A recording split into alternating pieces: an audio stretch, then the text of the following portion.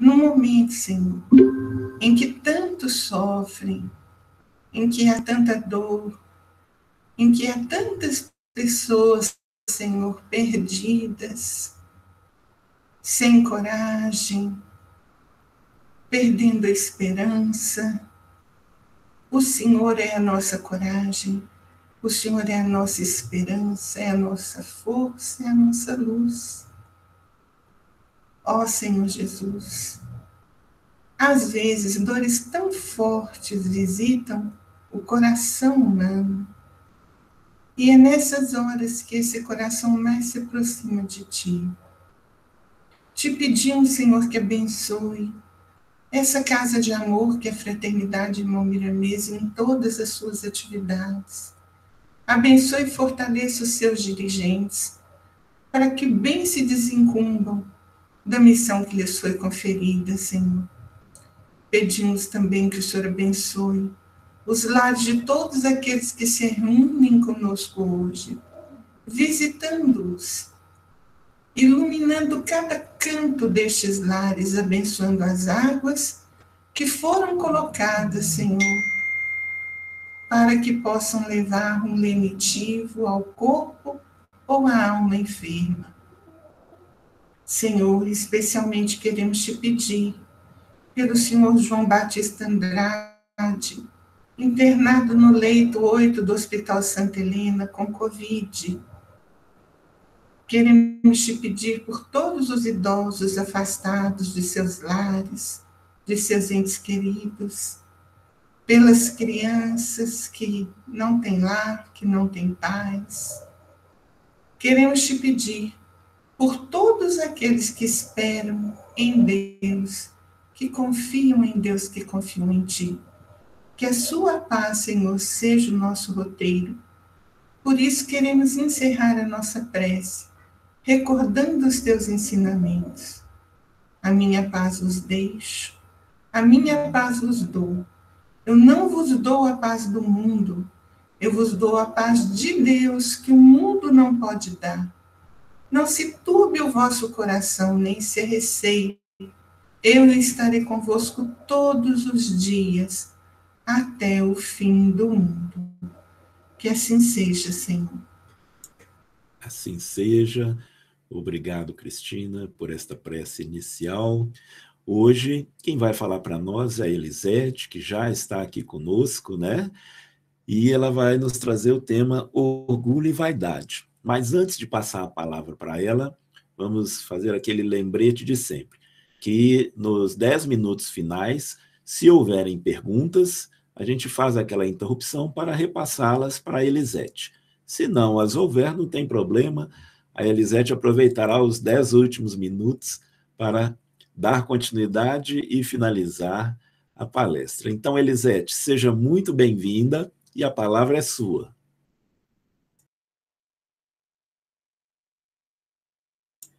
Seu microfone está desligado. Boa noite. Boa noite. Esse tom de voz tá bom? Tá ótimo, tá dando para ouvir bem. Então vamos lá, né? Primeiramente, agradecer a Jesus a oportunidade, agradecer, né, a nossa casa e pedir a Jesus que ilumine esse estudo e que a gente aproveite da melhor forma possível, né? Esse estudo que agora a gente inicia. Nós vamos usar hoje no nosso estudo o Evangelho de Mateus. Em algum momento eu vou contar uma história desse livrinho, parábolas, né? As mais belas parábolas de todos os tempos. Esse livro, que eu gosto muito de contar minhas historinhas, ele não é um livro espírita, mas ele traz histórias assim com um fundo moral bem bacana. E em alguns momentos a gente usa para dar algum exemplo. A gente vai estar usando, né, o Evangelho segundo o Espiritismo e também o nosso queridíssimo, amado, né, o Livro dos Espíritos, tá ok? Então, assim, a base do nosso estudo dessa noite está aqui e vamos começar, então, que hoje nós vamos falar sobre orgulho e vaidade. A passagem do Evangelho que nos foi dada para refletir, ela está em Mateus, capítulo 6, versículo 1. E o estudo será desenvolvido todo em cima desse texto que eu vou ler agora. Mateus, capítulo 6, versículo 1. Tenham o cuidado de não praticar suas obras de justiça diante dos outros, para serem vistos por eles. Se fizerem isso, vocês não terão nenhuma recompensa do Pai Celestial. Então, a gente vai estar, fazendo um miudinho desse versículo que nos foi dado nesse dia de hoje, nesta noite de hoje. Então, vamos primeiro começar fazendo a definição de orgulho e vaidade, porque o tema do nosso estudo dessa noite é exatamente orgulho e vaidade, ok? Então, vamos lá. Segundo o dicionário, orgulho, sentimento de dignidade pessoal, brio, amor próprio demasiado, honra, sentimento de prazer, satisfação com o próprio valor, sentimento egoísta, arrogância. Eu achei muito interessante quando eu busquei essa definição, porque dá uma sensação quando você lê que está contradizendo, que observem para vocês verem. Sentimento de dignidade pessoal, isso é bom, não é? Orgulho, olhando pelo lado positivo. Mas vem outra definição, amor próprio demasiado. Esse demasiado aqui faz a gente pensar que tem algo aí que está fora do eixo de equilíbrio, né? Também o orgulho vem falar da honra. É uma honra, né? Eu estar nessa família, eu tenho orgulho de estar nessa família. Então, a honra aqui também vem como uma coisa boa. E depois vem sentimento de prazer, satisfação com o próprio valor. Porque o orgulho, gente, ele tem o seu lado, que é aquele lado que vamos chamar assim de negativo, que é quando ele é voltado para o amor próprio demasiado. Mas ele tem o lado bom, sentimento de prazer, satisfação com o próprio valor. Então, é quando nós falamos assim, eu tenho orgulho do meu filho, ele é muito estudioso. Está vendo aí? A questão do bem-estar, a parte boa desse orgulho. Mas o orgulho vem trazendo, definindo aqui também pelo nosso dicionário, sentimento egoísta. É muito interessante como uma palavra, ela tem... É um leque que se abre para a gente poder entender. E o orgulho também vem trazendo aqui a arrogância, né? Então, é sobre isso que nós vamos falar hoje. Olhar esses pontos de vistas e que são diferentes. Também no nosso estudo foi nos pedido que falasse sobre a vaidade. Então, buscamos também definição de vaidade.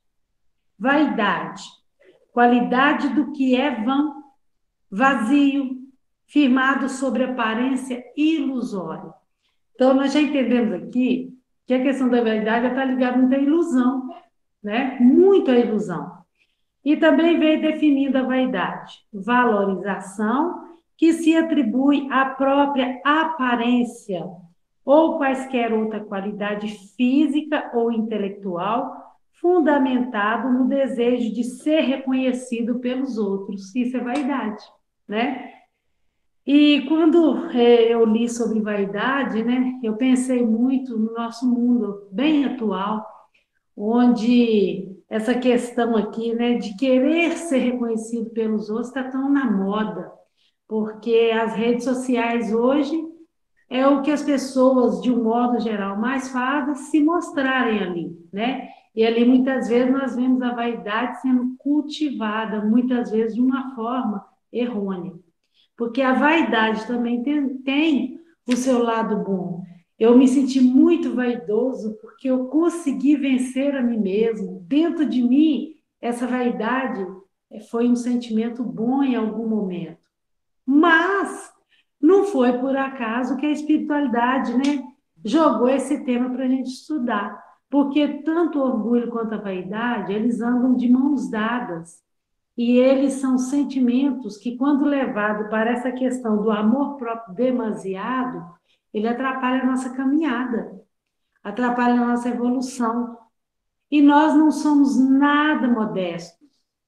Por isso é que eu descobri, assim, várias passagens dentro do Evangelho, lições de Jesus nos dando lição de humildade. Porque isso é uma dificuldade de todos os seres que estão caminhando aqui na Terra, né? Então, vamos comentar agora, já definido aí, já falando um pouco sobre essa questão da vaidade e do orgulho, a passagem de Mateus, né? Onde eu vou relembrar aqui. Tenham cuidado, olha para vocês verem, tenham cuidado de não praticar suas obras de justiça diante dos outros para serem vistos por eles. Se fizeres isso, não terão nenhuma recompensa do Pai Celestial. É muito interessante que aqui vem trazendo para a gente, tenham cuidado, é um aviso, né? É um pedido de ponderação para não praticar suas obras. Que obras são essas, né? Obras de caridade. Que caridade? Quando nós falamos de caridade, nós vamos falar da caridade material e da caridade moral. E aqui está pedindo para a gente tomar muito cuidado quando a gente for trabalhar na obra, nessa construção desse nosso caminhar, para a gente não errar. Então, eu sempre digo que o Evangelho ele é uma cartilha que vem ensinando para nós todos essa questão de caminhar para a evolução, talvez errando menos. E o Evangelho, a gente foi colocado nessa escola da vida aqui, e o Evangelho é o nosso livro, é a nossa cartilha, né? E o bacana disso, gente, quem é o professor? Jesus, o Pai maior, não tem professor melhor, né? Então, comentando esse Evangelho, a gente vai buscar dentro dele uma lembrança, né, de uma passagem do Evangelho onde a gente fala muito da questão da viúva, que todo mundo conhece essa passagem, onde aquela viúva, né, foi ali ao templo levar a sua oferta e ali tinha um gasofilácio. O que é gasofilácio? É o local onde as pessoas colocavam, né, no templo as suas moedas. E na nossa linguagem, né, seria tipo uma vasilha, vamos dizer assim, para a gente entender mais simplesmente. E ali eles ofertavam. E lá no templo, quando eles iam lá colocar suas moedas, né, fazia barulhinho as moedas caindo, né? Então, o que acontece? A viúva chegou e colocou uma moeda, uma.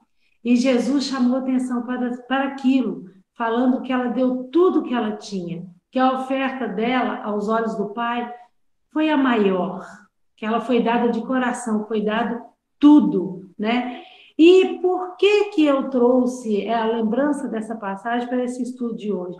Porque o estudo vem nos pedindo refletir sobre orgulho e vaidade. Então, naquele momento em que aqueles todos colocavam as moedas para fazer barulho e se mostravam, estou colocando muito, olha o barulhinho, eles estavam ali se mostrando, envaidecendo do que estava doando. Nós estamos aqui para apontar o dedo para eles? Não. Mas todas as passagens do Evangelho que vem trazendo para a gente um fato que aconteceu, ele não vem trazendo aquilo para a gente ficar julgando julgando aquela pessoa. Ele vem trazendo aquilo para trazer uma base de ensinamento. É para a gente aprender como não comportar ou como comportar em alguma situação. Então, quando a gente reflete nessa passagem, né, do Evangelho, a gente começa a entender aí Jesus dando um ensinamento. Não se mostrar. não precisa mostrar com o tanto que doou.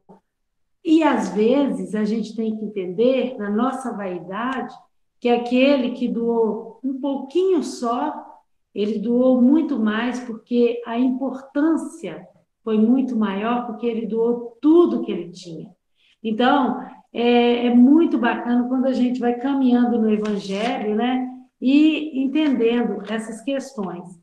Também temos dentro da passagem do Evangelho, que está também em Mateus, no versículo 3, quando Jesus fala, né, não saiba a sua mão direita o que a esquerda está fazendo. Jesus sempre conversava assim. Era o jeito dele ensinar, usando figurações. Então, quando Jesus falou, porque é muito interessante, quando a gente vê as nossas mãos, né? A mão está sempre junta. Uma está ali, ó, uma pega a caneta, a outra pega também. A mão, às vezes, ela trabalha junto. Mas Jesus usou exatamente as mãos para ensinar para a gente que a gente não deve ficar mostrando o que a gente está fazendo de caridade, o que a gente está doando, ou mesmo até o que a gente está recebendo.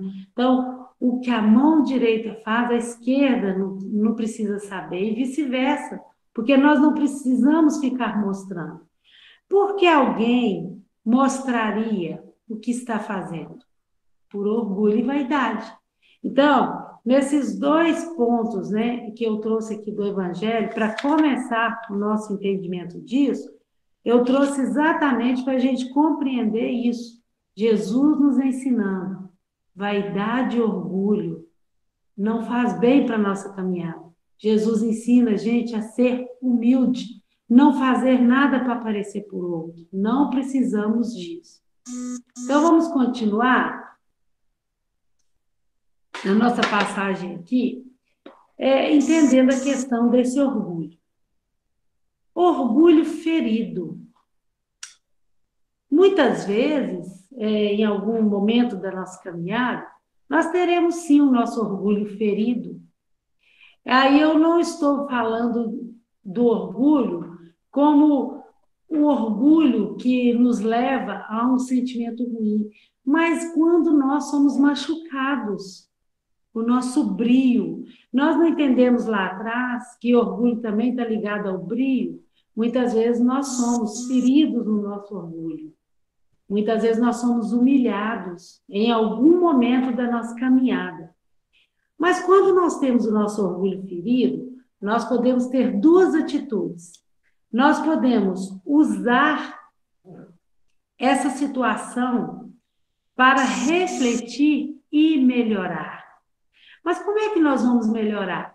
Trabalhando o perdão. Durante todas as passagens do Evangelho, toda a caminhada de Jesus aqui, ele vem trazendo para a gente, ensinando, ser humilde, perdoar, amar. Então, é nesse momento do orgulho ferido, é que ele vem nos ensinar, trabalhar para melhor os nossos sentimentos, perdoando. Ferir o orgulho, está machucado? Busca o Evangelho. É ali que a gente vai ser sustentado para dar conta de trabalhar a nossa dificuldade de perdoar.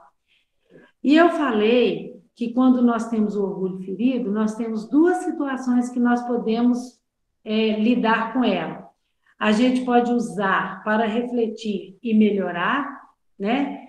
Perdoando, entendendo o outro como um ser em evolução, trabalhando o perdão, ou nós podemos, olha gente, que frase muito interessante, ou podemos deixar a nossa carência moral cristã agir e rebaixar nossos padrões vibratórios. É muito complicada essa frase, mas nós vamos tentar entendê-la melhor. Quando o meu orgulho é ferido, eu posso passar por cima, dar a volta por cima, eu posso usar isso para crescer e evoluir, perdoando e entendendo. Agora, eu tenho livre-arbítrio, nós temos o livre-arbítrio, e quando temos o livre-arbítrio, muitas vezes eu posso escolher errado. O meu orgulho foi ferido, eu vou baixar o meu padrão vibratório E aí, o que vai acontecer? Eu não vou agir como cristão. O meu orgulho está ferido, eu vou vingar. O meu orgulho está ferido, eu vou ficar com muito ódio. Vou cultivar sentimentos que não vão me levar a nada. Então, como é que a gente faz nessas situações? Muito importante entender. O Evangelho nos chama à reforma. O Evangelho de Jesus é que nos ajuda a não ser orgulhosos e, tendo o orgulho ferido por algum motivo, o Evangelho nos ajuda a dar a volta por cima. Isso é importante. O orgulho e o egoísmo andam de mãos dadas.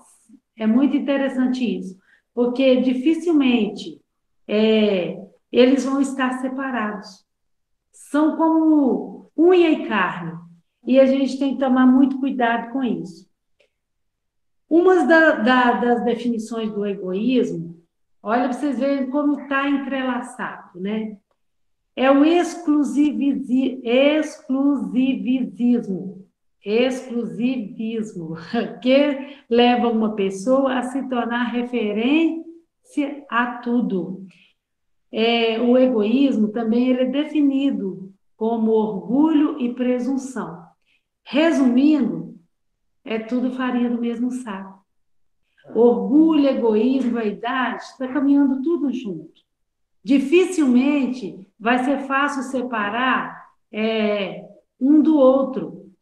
Vamos ler no Livro dos Espíritos, na 785, uma questão que foi trazida para a gente refletir nesta noite. 785.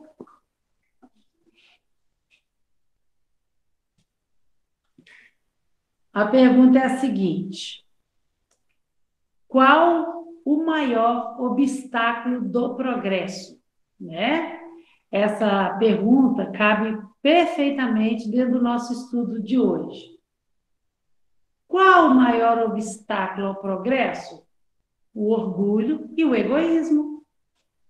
Refiro-me ao progresso moral, porquanto o intelectual se efetua sempre. Essa pergunta, ela é bem grande na sua resposta, mas de tudo que lemos aqui, está resumido nessa frase primeira. Qual o maior obstáculo? O orgulho e o egoísmo. Não tem um obstáculo maior. Refiro-me ao progresso moral? Sim, mas também o intelectual sempre vai caminhar, mas é necessário que a gente trabalhe a nossa moral para que a gente vença o orgulho e o egoísmo. Então, nessa pergunta 785, a gente vê que é a base para a gente evoluir. Lutar contra o orgulho, o egoísmo, a vaidade. Aí, vamos supor, né, que estamos numa assembleia com muitas pessoas e a gente perguntasse assim: quem aqui é orgulhoso? Né? Tem muita gente ali, né, na plateia. As respostas seriam várias, né? Cada um responderia segundo o seu sentimento daquele momento. Mas eu tenho certeza que pouquíssimas pessoas assumiriam assim: eu sou orgulhoso, eu sou muito vaidoso. Teria pessoas que talvez responderiam assim: eu sou até humilde. Não, eu sou muito humilde, que é isso? Aí a gente vai refletir o seguinte: tem pessoas que falariam assim: não, eu não sou orgulhoso, não, eu sou sistemático, eu sou muito sistemático, isso é que eu sou. E aí a gente vai entender o seguinte: a corrigenda dos nossos erros só irá acontecer quando olharmos para dentro de nós e admitirmos. Por quê, gente? Talvez por vaidade também, nós temos muita dificuldade de admitir os nossos defeitos. Eu nem estou falando para os outros, não, estou falando para nós mesmos. porque a gente sempre vai ajeitar uma forma de arrumar uma desculpa para nós mesmos. Mas, enquanto a gente não admite, a gente não vai mudar. E o bacana do Evangelho é que o Evangelho faz isso com a gente. À medida que você vai refletindo, você vai estudando, assim, nossa, eu estou precisando de melhorar isso aqui. Eu estou bem orgulhoso, né? Aí a gente vai entender o seguinte: precisamos mudar, precisamos fazer reforma íntima. A gente volta na mesma tecla de sempre. Precisamos fazer reforma íntima. Vamos ler a pergunta agora, 919 do Livro dos Espíritos. Estou indo lá, tá? 919. Olha que bacana, gente, muito legal, ó. Conhecimento de si mesmo. Qual o meio prático mais eficaz que tem o homem de se melhorar nesta vida e resistir à atração do mal? Aí está perguntando, né? Qual que é o meio? Como é que a gente vai conseguir melhorar e resistir à atração do mal? O mal aqui pode ser qualquer mal. E hoje nós estamos falando do mal, né? Do mal, do orgulho e da vaidade. A gente está direcionando o estudo para esse ponto. Então, quando pergunta qual o meio, aí vem falando aqui a resposta. Olha que bacana. Um sábio da antiguidade vos disse: conhece-te a ti mesmo. Eu achei muito interessante, porque isso vai de encontro a essa questão que nós estamos estudando. Somos orgulhosos? Não vamos admitir. Muitas vezes nós escondemos isso de nós mesmos, né? Aí a gente vai nessa pergunta que vai falar para a gente diretamente ao nosso coração. Conhece-te a ti mesmo. Olha para dentro de você. Não é para ninguém te apontar, é para você observar o que tem dentro do seu coração. Por que eu tomo certas atitudes em certos momentos? Né? Então, pede reflexão.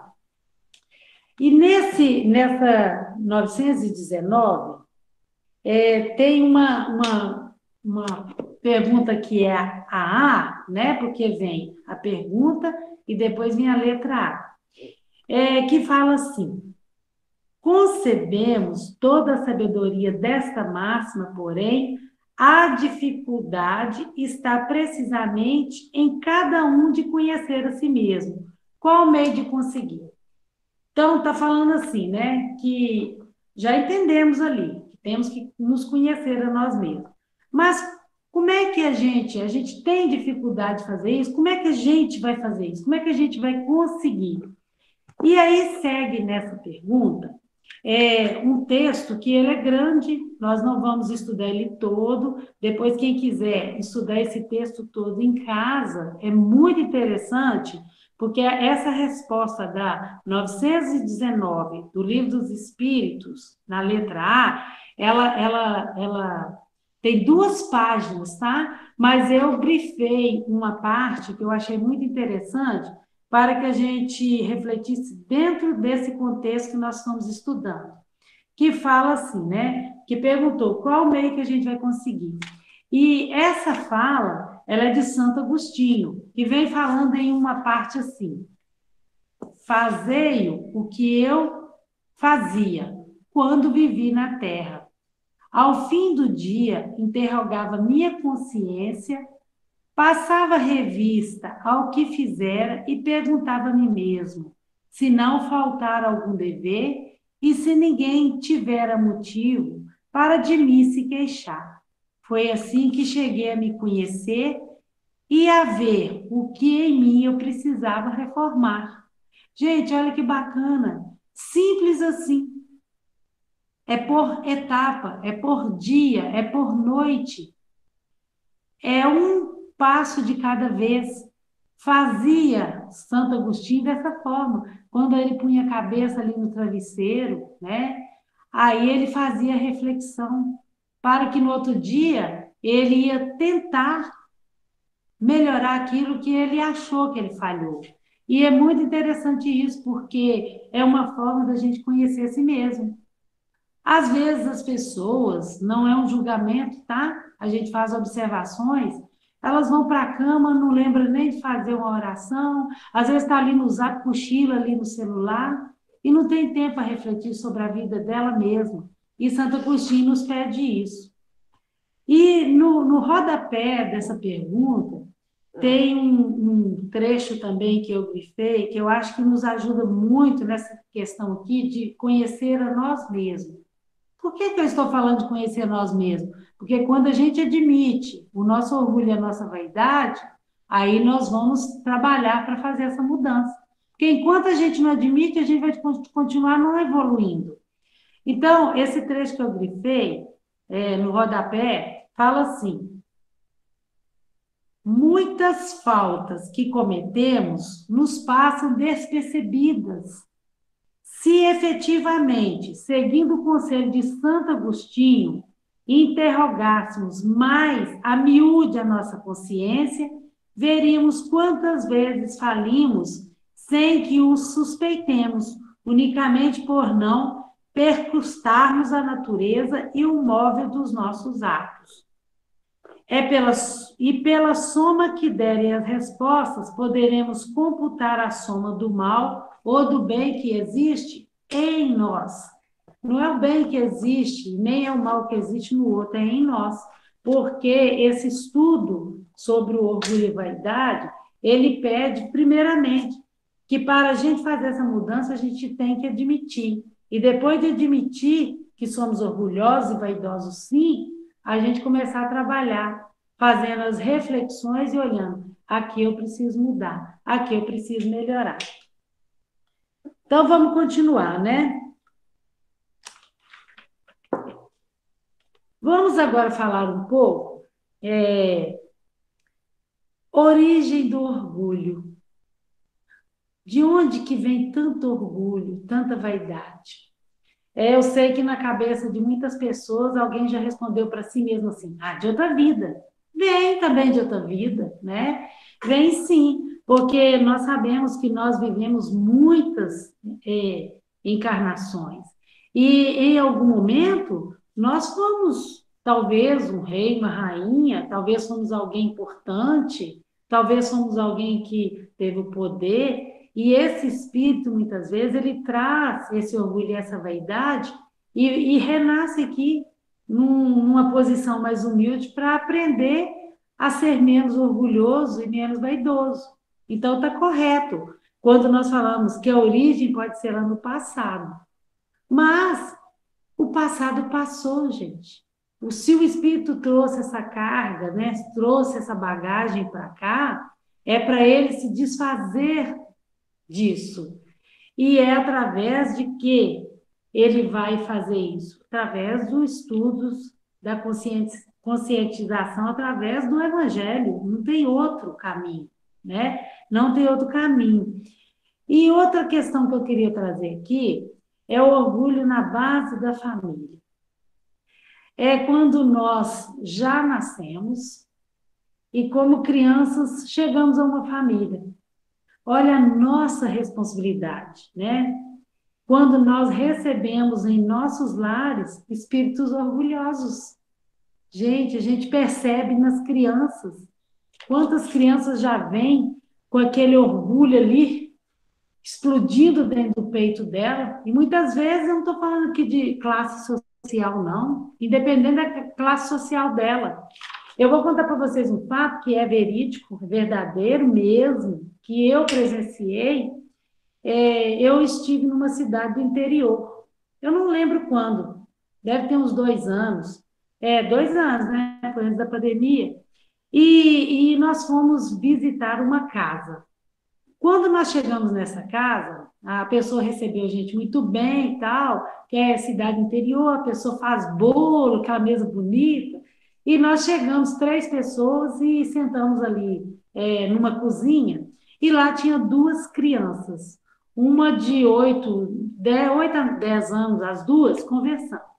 Uma das crianças, ela era da cidade, de Contagem mesmo, ela era da cidade, e a outra morava lá na roça, lá no interior. A criança da cidade sentou-se à mesa, isso a gente olhando ali, e virou para a outra e falou assim, ó, e a criança da cidade que foi visitar a outra lá, né? Ela estava na casa dela. Ela sentou e falou assim: eu vou comer o bolo primeiro, porque eu sou da cidade e você é da roça. Gente, eu olhei para aquilo e falei, meu Deus, onde está cabendo tanto orgulho? Onde está? Eu pensei naquela hora, assim, cadê a mãe? Cadê alguém? Ninguém falou nada. Naquele momento eu passei a observar aquela criaturinha que estava ali, né, que veio da cidade e foi passear na roça, como ela pisava, como ela humilhou todo o tempo aquela outra amiguinha. Humilhou mesmo, gente, por causa de roupa, por causa do bolo que ela ia comer primeiro. Então eu fiquei olhando aquilo e aquilo me trouxe reflexões. Tanto trouxe que hoje eu me relembrei disso aqui. O como nós precisamos educar nossas crianças, ensinar, evangelizar, levar para a evangelização, porque muitas vezes aquele espírito já veio com essa bagagem e aí Jesus vai perguntar, né, igual falando naquela música, e aí, que fizeste do filho que eu te confiei? Então, nós temos que começar a prestar atenção na nossa família, na base familiar ali. Porque muitas vezes as nossas crianças estão fazendo coisas que nós estamos achando natural. E não é. Agora, uma frase linda: criança evangelizada é a humanidade transformada, sim. E é aí que nós temos que observar, né? Também é a responsabilidade dos pais, exatamente, é a responsabilidade dos pais. E também, a gente também vai observar isso, né? Que eu trouxe esse fato aí que eu lembrei hoje, a gente também vai lembrar da questão dos nossos jovens, que somos responsáveis por educar as crianças, e essas crianças serão jovens. E se nós não tomarmos a nossa responsabilidade de fazer esse espírito se tornar um pouco mais humilde, vai ser um jovem que vai humilhar o outro por causa de celular, por causa de roupa, porque é o mundo deles, né? É natural, é o mundo deles, eles estão vivendo aquele momento, tudo vai passar. Uma hora esse jovem vai dar menos importância a uma saída ao shopping, vai dar menos importância a um tênis importante, porque ele vai mudar, ele vai ter outros valores. Mas a gente tem que tomar muito cuidado, porque nós vemos o jovem hoje humilhando, só se vangloriando, status, é ostentação que eles falam, a gente tem que tomar cuidado. Então, aí também a gente tem responsabilidade, porque ali ainda está um espírito que está em desenvolvimento, e nós precisamos ajudar a cuidar disso. Aí a gente às vezes falha, às vezes a gente fala assim, pequenininho, né? Meu filho é o melhor. Ah, meu filho é o máximo. Gente, todo mundo acha seu filho maravilhoso. Aí vem aquela frase, filho feio não tem pai. Porque às vezes o menino pode ser feinho, o pai olha com amor, aquele amor que está explodindo. Nossa, que lindo, né? Nossa, que lindo. Mas é isso mesmo. Se a gente hoje não se evangelizar, olha aqui, hoje eu estou julgando tudo nas nossas costas, né? Se a gente não se evangelizar, como é que nós vamos ajudar esses espíritos orgulhosos, vaidosos a melhorarem? Nós precisamos nos evangelizar. Nós precisamos melhorar o nosso ser. Nós precisamos conhecer a nós mesmos para passar isso para eles, porque a base é a família. Eu lembrei aqui de um fato que eu achei muito interessante, que existem pessoas que têm consciência porque estão seguindo o evangelho.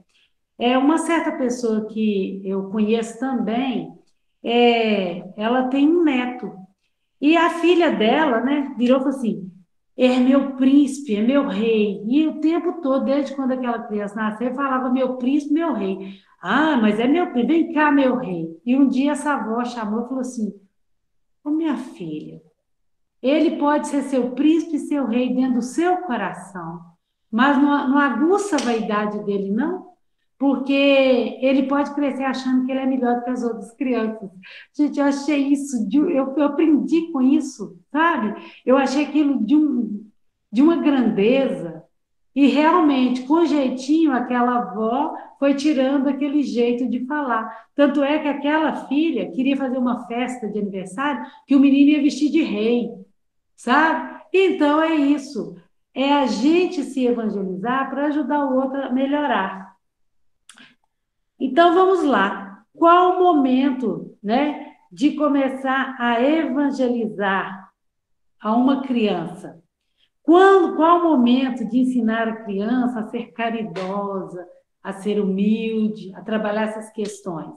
A resposta é simples assim: desde sempre, desde que entendam o sim e o não. Gente, é simples demais. Porque às vezes a criança é pequenininha, a gente percebe traços de vaidade, né? De muito orgulho, a gente percebe. É quando a criança não quer dividir nada, é quando a criança quer tudo só para ela, o egoísmo, é a hora, é ali, já entende o sim ou não. Vem cá, meu filho, vamos brincar aqui, empresta seu brinquedo. Mas há pais, não aqui condenando, estamos aprendendo, tá? Há pais que falam assim: guarda seu brinquedo lá, senão o outro vai estragar. A gente ouve isso, gente, já ouvi isso dentro de família, né? Então, existe aí uma responsabilidade, né? Então, vamos seguindo. Por mais que não admitamos, trazemos orgulho, a vaidade e o egoísmo em nós. Jesus, conhecedor das nossas dificuldades, deixou-nos a cartilha do Evangelho que nos ajuda a fazer a reforma íntima para que assim a gente caminhe rumo à nossa evolução com mais facilidade. Então, gente, Evangelho é cartilha, terra é a escola, mas a gente precisa abrir o Evangelho e seguir essa cartilha. Não adianta a gente ter um livro dentro de casa para enfeitar um estante e ficar empoeirando. Temos que ler, temos que observar, questionar e, sabendo o que é o Evangelho de Jesus, mais do que tudo isso, pôr em prática, né? O orgulho não tem a ver com pobreza material. Orgulho não tem a ver, né, com questões financeiras, nem com humildade. O orgulho, ele está muitas vezes no espírito, exatamente talvez por causa das questões de outra vida e desta mesmo. Porque muitas vezes a gente pensa assim: fulano é orgulhoso porque ele tem um carro, uma casa, ele anda até empombado, aquele político fulano de tal anda até assim em pé. Aí a gente fala assim: é orgulho. Mas nós temos, gente, pessoas que estão vivendo em lugares humildes, né? Muito humildes, e que tem ali dentro um orgulho avassalador, entenderam? Porque o orgulho está aqui dentro. E muitas vezes a gente não tem essa visão espiritual ampla, mas muitas vezes aquela pessoa que nasceu numa posição bem humilde, materialmente falando, às vezes aquele espírito nasceu ali para aprender a ser mais humilde, porque não valorizou em outros momentos ou em outra vida aquilo que foi dado. Então, quando nós falamos de orgulho, a gente não vai pensar que é aquele que tem o poder. A gente vai pensar que orgulho é questão interna. Eu vou ler agora uma pequena historinha, bem pequenininha, que está no livro Parábolas, né? Que fala assim: agindo conforme a natureza. Monge e discípulos iam por uma estrada. Quando passavam por uma ponte, viram um escorpião sendo arrastado pelas águas. O monge correu pela margem do rio, meteu-se na água e tomou o bichinho nas mãos. Quando o trazia para fora, o bichinho picou, e por causa da dor, o bom homem deixou cair no rio. Foi então à margem de novo, tomou um ramo de árvore, adiantou-se outra vez a correr pela margem, entrou no rio, colheu o escorpião e o salvou de novo. Voltou o monge e juntou-se aos discípulos na estrada. Eles haviam assistido à cena e eles receberam perplexos e penalizados. Mestre, deve estar doendo muito. Por que o senhor foi salvar esse bichinho ruim e venenoso? Que ele se afogasse, seria um a menos. Veja como ele respondeu à sua ajuda. Picou a sua mão e o senhor o salvou. Ele não merecia sua compaixão. O monge ouviu tranquilamente os comentários e respondeu: ele agiu conforme sua natureza e eu de acordo com a minha. É uma história simples e pequena, mas que nos chama hoje a uma reflexão. Qual é a minha natureza? É uma pergunta que fica dentro do nosso coração hoje, porque Santo Agostinho nos chamou a reflexão. Qual é a minha natureza? Será que eu estou tendo uma natureza vaidosa, orgulhosa, egoísta? Como eu estou? É para eu pensar, refletir e trabalhar a minha mudança. Então, vamos continuar. Tem uma questão muito interessante também sobre orgulho, que eu denominei aqui por minha conta de orgulho camuflado. Somos tão espertos que camuflamos o orgulho, o egoísmo e a vaidade, até para conosco mesmo. É porque a nossa dificuldade de admitir, né, o orgulho, porque não é uma coisa boa, e a vaidade, ela é muito grande. Então, o que acontece? Muitas vezes nós camuflamos isso. A gente tenta não ser e finge não ser. Muitas vezes, deixa eu dar um exemplo para clarear. Isso acontece muito com as crianças, né? Assim, 8, 9, 10 anos, né? Quando tem irmãos ali, que um faz uma coisa errada, o outro aponta o dedo e fala assim: pois é, mãe, você viu? Ele fez isso, isso e isso. Apontou o dedo, né? Camuflando o orgulho que ele tem. Eu sou melhor. Eu sou melhor. Ele queria mostrar para o pai e para a mãe que ele é melhor, então ele aponta o erro do outro. Muitas vezes nós camuflamos, nós nos escondemos atrás de uma fachada que nós criamos para não admitir o nosso erro. Aí a gente vai lembrar, né, da passagem dos túmulos caiados, né? Aquele que finge também a humildade. Esse é o orgulho camuflado. A gente se esconde, né? Aquele que finge a humildade, muitas vezes ele pratica uma caridade para se mostrar.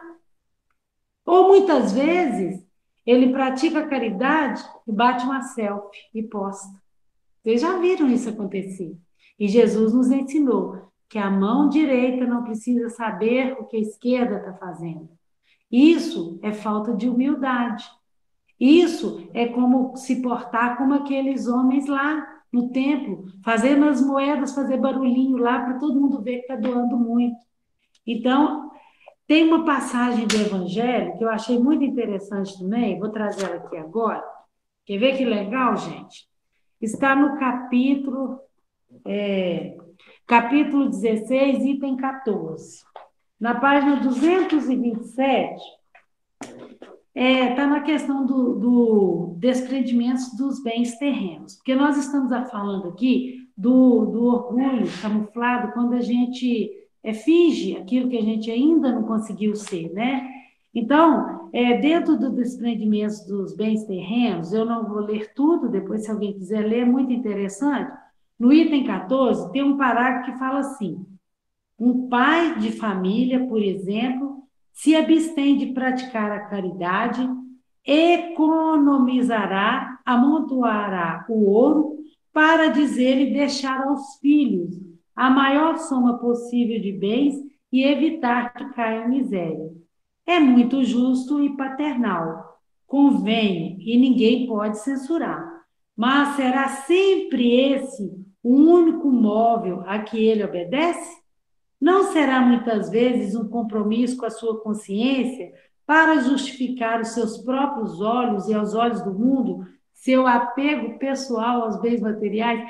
Gente, eu acho essa passagem de uma inteligência, ela é grande, mas eu li só esse parágrafo, que é muito interessante, porque isso aqui é fato real, né? Muitas vezes um pai trabalha, e aí ele tem bens e vai amontoando bens, enquanto você pergunta, mas para que isso? Aí ele fala assim, às vezes ele não faz nem caridade, não faz nada, quer amontoar. Para que isso, meu irmão? Para deixar para os meus filhos. Ele camuflando o orgulho e a vaidade. Ele simplesmente quer ter por ele mesmo. E usa o argumento que é para deixar para os filhos. Compreenderam? A gente tem uma facilidade muito grande de se prender, principalmente quando as questões são materiais, né? É dito que o orgulho e o egoísmo são chagas da humanidade, não é? A gente não vê muito essa frase? Aí a gente vai entender o seguinte: o que é chaga? Chaga é uma ferida, é uma úlcera. Por isso Jesus é o médico maior. Gente, olha que bacana isso aqui, ó. É dito que o orgulho e o egoísmo são chagas. Isso a gente vê falar muito. Mas Jesus é o médico. Ele cura essa ferida. A terra é um hospital. Vocês querem melhor? Terra, hospital. Jesus, o médico. E o evangelho é o remédio do nosso hospital. Viu que legal? Porque se existe aqui o orgulho e o egoísmo, e isso é uma chaga, né? Existe o médico, gente. Vamos nos curar desse egoísmo, dessa vaidade, nos evangelizando. E aí, a gente tem várias passagens. Se a gente for procurar lá, a gente acha um monte. Em Mateus, por exemplo, né? 23, 27, túmulos caiados. O que está falando lá? Olha, Jesus nos curando do nosso egoísmo, da nossa vaidade, túmulos caiados. Jesus falando, né? Vou ler para vocês, quer ver? Vamos ler aqui, ó. Túmulos caiados, Mateus 23, 27. Aqui, ó. Vou ler aqui, ó. Está no nosso livrinho. Olha Jesus falando aqui, ó. 23, 27. Ai de vós, escribas e fariseus hipócritas, pois que sois semelhantes aos sepulcros caiados, que por fora realmente parecem formosos, mas interiormente serão cheios de ossos de mortos e de toda a imundícia. Gente, você olha aquele túmulo bonitinho, aí vai lá, passa cal, por isso que é falado caiados, né? Que na época não existia essas tintas boas de hoje, és um laicaia, passa aquele cal bonitinho, fica limpinho, por dentro tá tudo sujo. É isso aqui, ó. Não vamos camuflar o nosso orgulho. Por dentro aquela coisa, por fora aquela coisa maravilhosa, né? Nossa, como ele é bonzinho, como ele é caridoso. Quando você olha por dentro, só orgulho e vaidade. Jesus nos ensinando aqui, ó. Aqui. Depois vem outra passagem do Evangelho, a trave no olho, quando Jesus... Elisete, Oi? nós não tivemos perguntas, mas tem um comentário que depois, assim que você fechar, né, esse seu pensamento, eu gostaria de trazer para você poder nos esclarecer, se possível. Mas pode fechar esse pensamento que você está com ele no momento. Tá bom, se eu não der coisa esclarecer, tem ali uma... Como é que eles falam quando tem aqueles estudantes universitários, né? Ajuda a gente aí. Voltando aqui, né? A trave no olho. Nessa passagem do Evangelho, que Jesus fala, né, que muitas vezes a pessoa está com a trave no olho apontando o erro do outro, também tem aí o orgulho camuflado, onde nós não olhamos para dentro de nós e apontamos o outro para nos exaltar. O outro é que é orgulhoso, o outro é que tem que pedir perdão. Muitas vezes a gente acha que o outro é que está errado e nós não admitimos. Tem também uma passagem onde Jesus, como médico das nossas almas, ele fala: não saiba o que é a mão direita, o que faz a esquerda. Já comentamos aqui mais para trás, né? Isso aqui, gente, é uma lição de humildade que Jesus está dando. Outra parte, olha para vocês verem, dê outra face, retribuir o mal com o bem. Gente, é fácil? Não. Meu orgulho está ferido. Você tá bobo, gente. Quando vira e fala assim, Deus tá fácil. Pessoa te fez mal, falou mal de você, te fez raiva, e assim por diante. Aí você vai lá no Evangelho, Jesus, me fala aqui, Jesus, o que que eu faço? Aí você abre até uma casa, né? Vamos ver o que que Jesus vai me falar. Chega lá e fala assim, Deus tá fácil. Retribui com o bem. Jesus está ensinando aí, gente, a gente a não ser orgulhoso, a baixar a nossa crista, a amar esse próximo, a entender esse próximo. É remédio do Evangelho, né? Mas a paixão pelo meu ego não deixa que eu faça o bem, porque às vezes é humilhante.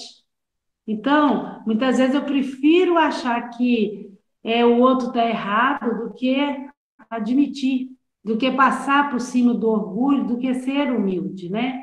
Também temos aí na passagem do Evangelho os primeiros lugares, onde Jesus fala lá, né? Vamos lá.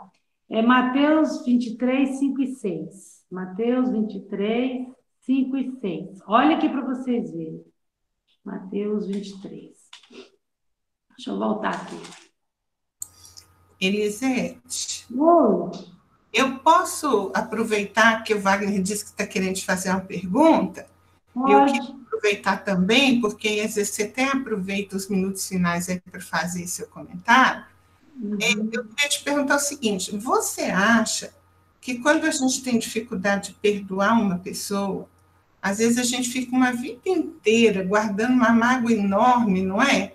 Será que isso tem alguma coisa a ver com orgulho? O que você acha? Eu acho que tem sim, sabe? Porque é igual eu falei, a gente não vai condenar alguém que fica tentando perdoar e não conseguiu ainda. Gente, porque de qualquer forma, a nossa meta é a evolução. É evolução. Agora, às vezes a pessoa fica tentando perdoar, ela nunca consegue. Muitas vezes é orgulho, sim. Porque a gente perdoar ou pedir perdão, muitas vezes a gente tem que passar por cima do nosso ego, sabe? E às vezes a dor está ali, às vezes o orgulho está ferido. Mas o que eu falo? A gente vai se evangelizando, lendo o evangelho, que uma hora a gente consegue. E uma forma que eu aprendi para mim mesmo, tá, gente? De trabalhar esse perdão, que ele às vezes é muito difícil. Por que esse perdão às vezes é muito difícil? Porque às vezes ele trouxe uma bagagem, né, de outra vida, nós sabemos disso, isso é fato. E às vezes a coisa veio aqui para se resolver e não está conseguindo ainda. Então, quando isso acontece, é uma forma que eu uso, é de olhar para esse outro, que é essa causa dessa minha ferida, com esse olhar que a doutrina me ensinou, que ele é um espírito em evolução. Ele ainda vai melhorar, ele ainda vai aprender, sabe? Então, assim, quando você começa a olhar para aquele outro que te feriu, que te magoou, como alguém que é um espírito em evolução e que vai aprender, fica mais fácil. E tem outra, se nós já estamos um passo à frente, esse passo é nós que temos que continuar dando. Então, assim, eu acho, sim, sabe, Cristina, posso estar errado, que tem a ver, sim, com orgulho, porque não é fácil, só com Jesus. Muito obrigada pela sua resposta. Acho que o Wagner quer fazer um comentário também. Sim. Nós tivemos aqui perguntas não, mas o comentário aqui da Fátima Benevides, que eu acho importante a gente buscar esclarecimentos. E ela fala assim: de repente, no momento que você citou aquela mãe que chama o filho de príncipe, de rei, né? Então ela colocou assim: de repente, a mãe dessa criança era uma serva obediente deste rei, que agora renasceu filho dela. Tirar o hábito de se sentir assim é complicado. Está enraizado no íntimo desta mãe, que pode ter sofrido muito. Então, eu gostaria de alguns esclarecimentos sobre esse comentário, por favor. Muito legal, muito legal. Aí está trazendo para a gente, né, que é meu príncipe, meu rei, né? Toda mãe, para ela, o filho é especial. Todo pai, aquela mãe que ama, ela sente isso mesmo. Só que nós temos que entender o seguinte: ainda bem que existia ali uma avó que chamou ela à realidade, né? E para nós, quando temos esse entendimento de questões de outra vida, fica até mais fácil, porque uma explicação dessa aí para essa mãe talvez já valeria, né? Mas que a gente seja como aquela avó, fala com ela assim: olha, hoje, né, esse seu filho não nasceu rei, somos todos iguais. E aí a gente, dentro do evangelho, né, é que vai moldar essa nova situação, que é a situação atual dessa família. Entendeu? Deu para entender meu ponto de vista? O Sim, que você a acha Cristina levantou a mão também, não sei se sobre eu essa sei. mesma colocação. É sim, Wagner. Vai, Eu vou aproveitar, né, para lembrar o seguinte, que a criança é uma personalidade de tríplice aspecto. O que a doutrina espírita quer nos ensinar quando faz essa colocação para a gente? Que nós temos ali um espírito eterno, com todas as vivências, como a Fátima colocou, com toda a sua bagagem, então trazendo aquelas tendências do passado, né? Então nós temos esse lado do triângulo, que é essa carga do passado. Mas nós temos também o esquecimento desse passado. Então essa criança vem como uma página em branco para nós. E a base desse triângulo é uma personalidade biológica em desenvolvimento. Então, o que quer dizer isso? Que aquele corpinho físico ainda está se desenvolvendo, aquele cérebro, o espírito está se ligando ali devagarzinho, vai ligar mais profundamente aos 7 anos, aos 14, e só vai completar essa ligação aos 21. Então, essa criança vem como uma página em branco. E o exemplo que a Elisete trouxe para a gente foi maravilhoso, assim como a palestra dela, né? Porque veio nos alertar. Não interessa, não importa quem aquela criança foi, mas qual a história que nós estaremos ajudando aquela criança a escrever agora. Né? Então, na oportunidade da vida presente, quais os valores que nós vamos passar? E só tem alguém para servir de referência que a gente sabe quem que é. Guia e modelo da humanidade, né? Jesus, tá bom? Só queria fazer esse lembrete. Muito obrigada aí, que eu tomei esse tempo final aí. Não, Ok. que isso. É uma escola, né? Ah, que coisa maravilhosa. Eu acho que deu para entender mais ou menos, né? Não Não, deu? deu para entender bastante, Elisete, o seu estudo, né? O que você trouxe hoje foi muito profundo. Eu vi assim, Já você acabou? trouxe as questões para a vida prática, né? Para a família, para os filhos, e, enfim, para o que a gente vive. Então, assim, da minha parte, pelo menos, eu te dou parabéns, né? Você Já trouxe parabéns, o não fico tema assim feliz. muito bem. Aqui, eu só queria fechar a minha fala, para não ficar como se tivesse faltado muita coisa. É só uma passagem que eu trouxe de João, para fechar mesmo. No capítulo 8, João, capítulo 8, versículo 9, fala assim: quando ouviram isso, saíram um a começar pelos mais velhos até os últimos. Ficou só Jesus e a mulher que estava no meio. Nós aqui estamos falando da passagem da mulher que ia ser apedrejada, né? E eu trouxe esse versículo para nos lembrar do seguinte: esse versículo convidava, né, aqueles homens que estavam com as pedras na mão a fazer uma autoanálise. E é isso que o Evangelho nos pede todo dia, né? Uma autoanálise, para que a gente consiga mesmo, a gente se ver assim: eu sou vaidoso, eu preciso mudar; eu sou orgulhoso, eu preciso mudar, né? E é isso aí. E eu quero dar uma sugestão aqui para o pessoal aí, nessa noite, quando a gente for para a nossa cama, que eu achei que ia dar tempo e não deu. Eu iria encerrar fazendo essa prece do capítulo 28, está na página 340, para pedir a corrigenda de um defeito. Essa prece, gente, ela pede que a gente é, olhe para dentro de nós e ela pede que a Você espiritualidade. gostaria de encerrar para nós com essa prece? Seria bom. Uai, eu gostaria, porque eu achei ela tão Não, combinando com maravilha. a. Eu já Ah, estava tá. pensando em te pedir mesmo, fazer a prece final para nós. Só que antes, eu vou pedir aqui o seu Mendes, deixa eu ver se ele está aqui na telinha, para fazer, como sempre, aquela música final, né, seu Mendes? Tá aí. Fazer para nós aquela música final, né? E logo em seguida você poderá fazer essa prece para nós, por Ah, que favor. legal. A prece é a cara do estudo de hoje. Ótimo, maravilha. Se o seu Mendes estiver lembrando, Canção do Perdão, acho que seria maravilhoso. Lembra dela, seu Mendes?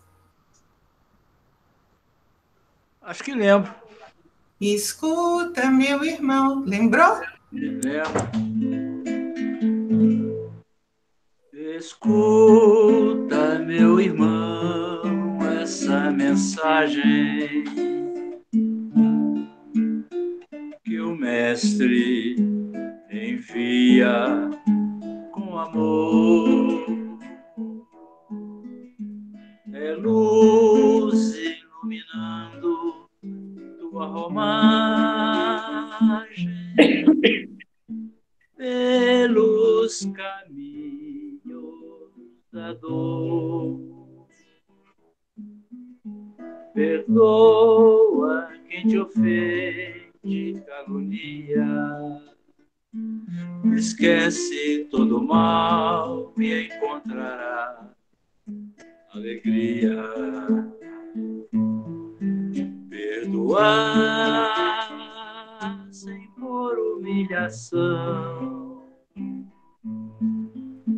é ter Jesus no coração.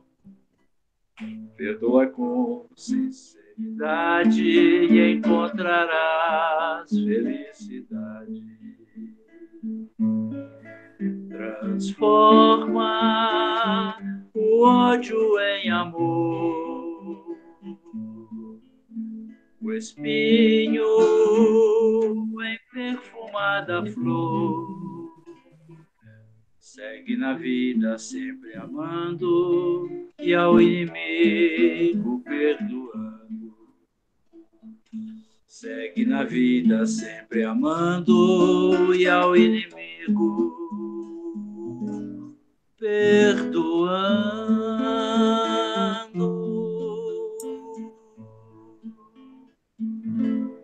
Ok, obrigado, Mendes, por mais essa canção harmoniosa. E agora a Elisete fará para nós a última prece, a prece final, em benefício de todos. Evangelho segundo o Espiritismo, capítulo 28, para pedir a corrigenda de um defeito. Deste-me, ó Deus, a inteligência necessária a distinguir o que é bom e o que é mal. Ora, do momento em que me reconheço que uma coisa é do mal, torno-me culpado se não me esforçar por ele resistir. Preserva-me, ó Senhor, do orgulho que me poderia impedir de perceber os meus defeitos e dos maus espíritos que me possam incitar a perseverar neles. Entre as minhas imperfeições, reconheço que sou particularmente propenso à vaidade e ao orgulho. Se não resisto a esse pendor, é porque contraí o hábito de a ele ceder. Não me criaste culpado, pois és justo, mas com igual aptidão para o bem e para o mal, se tornei no mau caminho, foi por efeito do meu livre-arbítrio. Todavia, pela mesma razão que tive a liberdade de fazer o mal, tenho de fazer o bem, de mudar o meu caminho. Meus atuais defeitos são restos das imperfeições que conservei das minhas precedentes existências.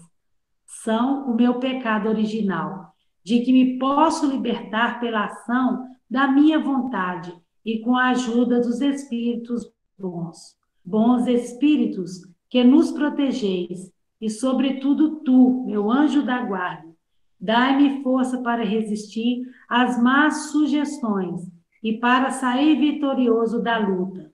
Os defeitos são barreiras que nos separam de Deus, e cada um que eu suprima será um passo dado na senda do progresso que dele me há de aproximar. O Senhor, em sua infinita misericórdia, houve por bem conceder-nos a existência atual, para que servisse ao nosso adiantamento. Bons Espíritos, ajudai-nos a aproveitá-la, para que não fique perdida e para que, quando ao Senhor aprouver me retirar, eu dela saia melhor do que aqui entrei. Nas vibrações dessa prece, nós agradecemos a Jesus a oportunidade e que possamos sair daqui, sim, melhores do que chegamos. E que agradecemos a Jesus as santas palavras do Evangelho, cartilha de amor e de luz, que veio nos ensinar a como caminhar rumo à nossa evolução, rumo ao encontro com o nosso Pai Maior. Boa noite a todos e que a paz de Jesus esteja conosco. Boa noite, obrigado pela prece, Elisete, obrigado pelo seu estudo. E só antes de finalizar, lembrando, nós colocamos lá no Palestra Online, né, no grupo Palestra Online, os 2 avisos sobre a nossa festa julina, né?